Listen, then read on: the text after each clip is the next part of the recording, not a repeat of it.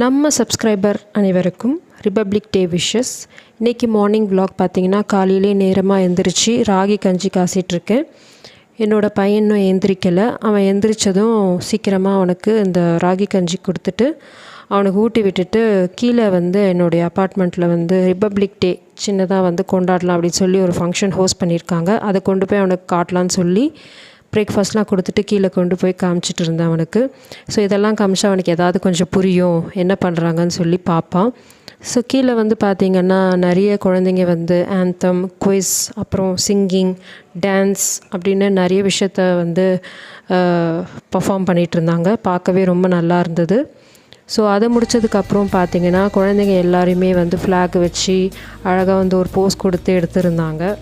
இந்த மாதிரி இவனுடைய ஃபஸ்ட்டு ரிபப்ளிக் டே அவனுக்கு தெரிஞ்சு இந்த மாதிரி செலிப்ரேட் பண்ணுறது ரொம்ப நல்லா இருந்தது பார்க்க.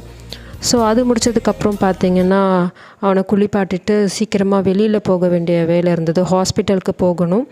ஸோ ரெடி ஆகிட்டு நாங்கள் ஹாஸ்பிட்டல் கிளம்பிட்டோம். ஹாஸ்பிட்டல் பார்த்திங்கன்னா என்னோடய ஹஸ்பண்டுக்கு சின்னதாக ஒரு காயம் பட்டிருக்கு காலில். சரி அது கொண்டு போய் காட்டலாமேன்னு சொல்லி ஹாஸ்பிட்டல் போயாச்சு. இந்த விலாகோட எண்டுக்கு வந்தாச்சு. தேங்க்யூ.